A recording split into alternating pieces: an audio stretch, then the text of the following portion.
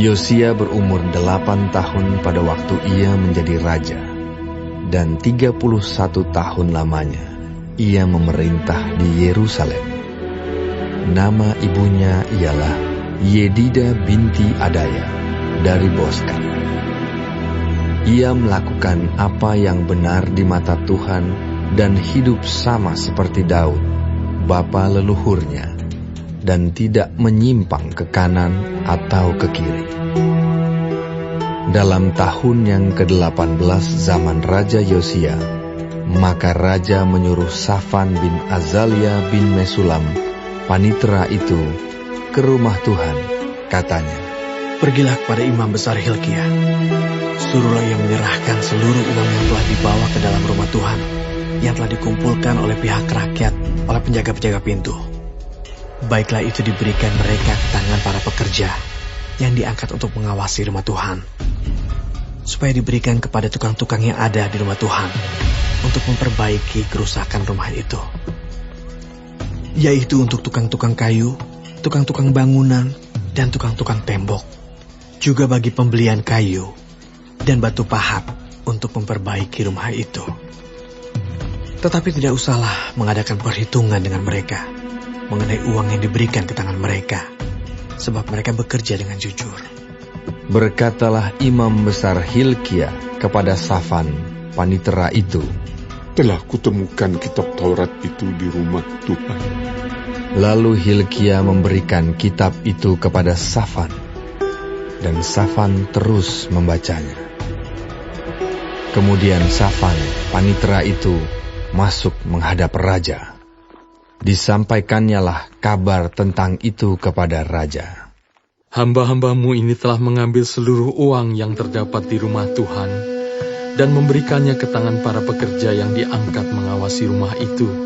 Safan, panitera itu, memberitahukan juga kepada raja, "Imam Hilkia telah memberikan kitab kepadaku."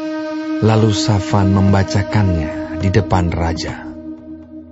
Segera sesudah raja mendengar perkataan kitab Taurat itu, dikoyakkannyalah pakaiannya. Kemudian raja memberi perintah kepada Imam Hilkia, kepada Ahikam bin Safan, kepada Akbor bin Mika, kepada Safan panitera itu, dan kepada Asaya, hamba raja. Katanya, "Pergilah, mintalah petunjuk Tuhan bagiku, bagi rakyat, bagi seluruh Yehuda, tentang perkataan kitab yang ditemukan ini. Sebab hebat kehangatan murka Tuhan yang bernyala-nyala terhadap kita, oleh karena nenek moyang kita yang tidak mendengarkan perkataan kitab ini dengan berbuat tepat seperti yang tertulis di dalamnya." Maka pergilah Imam Hilkia, Ahikam, Akbor, Safan dan Asaya kepada Nabiah Hulda, istri seorang yang mengurus pakaian-pakaian, yaitu Salum bin Tikwa bin Harhas. Nabiah itu tinggal di Yerusalem, di perkampungan baru.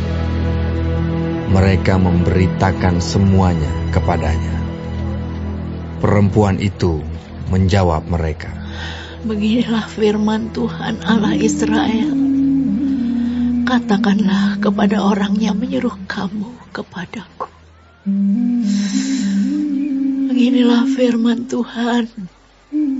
Sesungguhnya aku akan mendatangkan malapetaka atas tempat ini dan atas penduduknya, yakni segala perkataan kitab yang telah dibaca oleh Raja Yehuda. Karena mereka meninggalkan aku dan membakar korban kepada Allah lain dengan maksud menimbulkan sakit hatiku dengan segala pekerjaan tangan mereka. Sebab itu kehangatan murkaku akan bernyala-nyala terhadap tempat ini dengan tidak padam-padam. Tetapi kepada Raja Yehuda yang telah menyuruh kamu untuk meminta petunjuk Tuhan, harus kamu katakan demikian.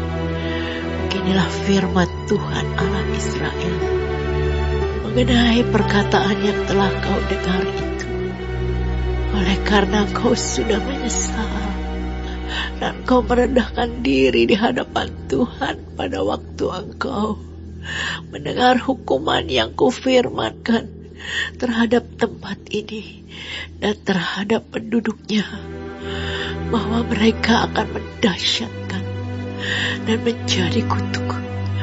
Dan oleh karena engkau mengoyakkan pakaianmu dan menangis di hadapanku, aku pun telah mendengarnya. Demikianlah firman Tuhan.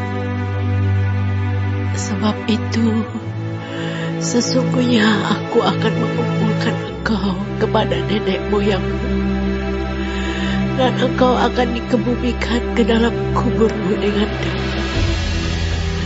Dan matamu tidak akan melihat segala malapetaka yang akan kudatangkan atas tempat ini. Lalu mereka menyampaikan jawab itu kepada raja.